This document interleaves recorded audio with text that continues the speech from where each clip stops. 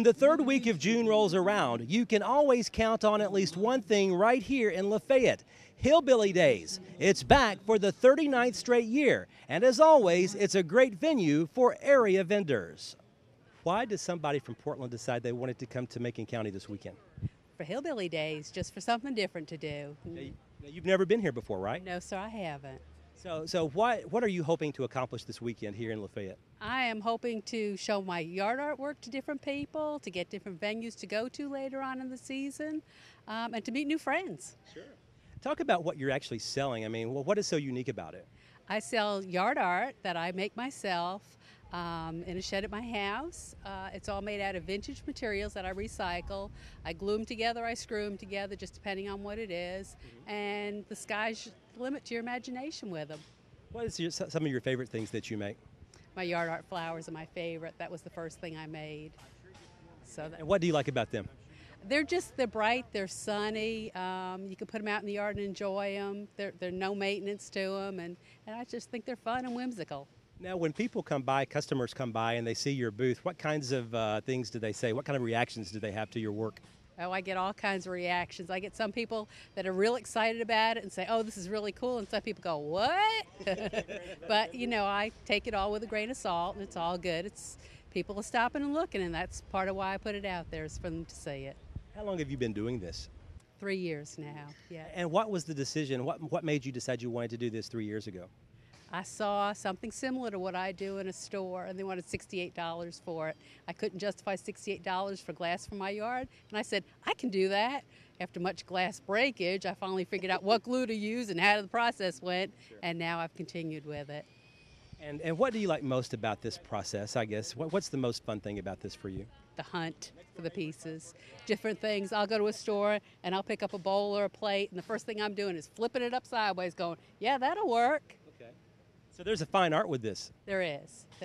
You know, it's got to have eye appeal to it. It's got to be placed right, and just useful, because people aren't going to buy something that they don't have a use for or can't gift it. Do you do this at different festivals across the state of Tennessee, or you just pick one or two each year? Wherever I can jump in, I jump in. I also do the Nashville Flea Market every month, and I set up with it there also. So is this a full-time job for you? It is, and I love it. I love my job. Is this the first time that you've been to Hillbilly Days? This is the first time we've been to Hillbilly Days, yeah, and set up a table and all, yeah. Why did you decide you wanted to partake in all the fun here? Well, this seemed like a nice place to be. We've been in the region before, and we like the people and the environment and the countryside, and it's just a really nice place to be. How tough is it dealing with the heat on the other hand? Well, the heat's, you kind of have to deal with it. It's wherever you are anyway this time of year in Middle Tennessee, so you just take it as it comes and get in the shade when you can. Right. Now tell me a little bit about your booth and what you're trying to sell here this weekend. Sure. We got interested in rocks and jewelry making, and what we do is we make jewelry all the way from the rock out of the ground, and we slice it up and polish it up and turn it into the pendants and the earrings with the rocks, and we also set them in sterling silver. So we take a bit of wire and fashion that into the earring out of sterling silver as well.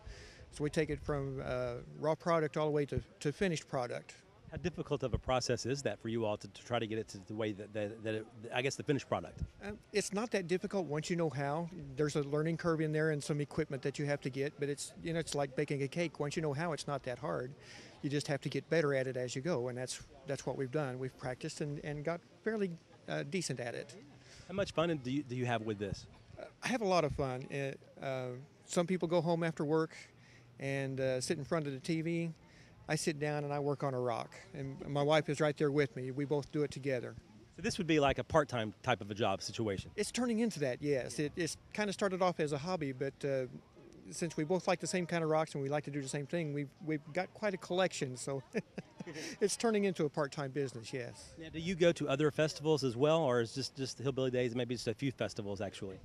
We're kind of getting started on that. Hillbilly Days is the second one this year for us, and we tried to test the waters a couple of times last year, but we see ourselves doing a lot more this year.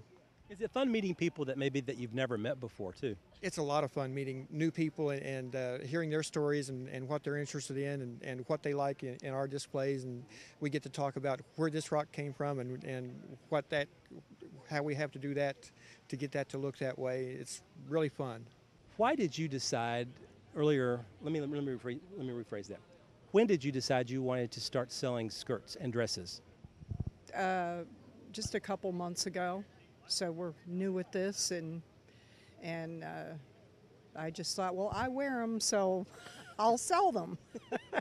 And you sell very colorful ones, don't you? Yeah, that's why I'm always looking for those to buy. And my husband's from Arkansas, so I go to Hot Springs and buy them, or Gatlinburg. So I figured, well, I'll supply my own here.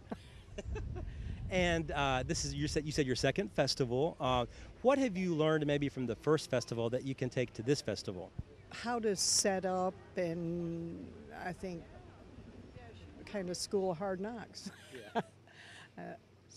What's fun about this for you? What do you enjoy about it? I enjoy the people and, just getting out and being able. I have cancer, so I am had stage 4. So this is part of me living. So. Well, we hope that you beat this cancer for sure. Yes. Well, if all winter after I had radiation, I was sitting in a chair in the living room, and I thought I was going to die. And so when I started getting energy and strength back again, it didn't help it. It actually hurt other parts of my body. But I just went, I want to live. I want to swim, and I want to do this, and I want to go out in the truck with my husband, and I have 7 children, so she's my baby.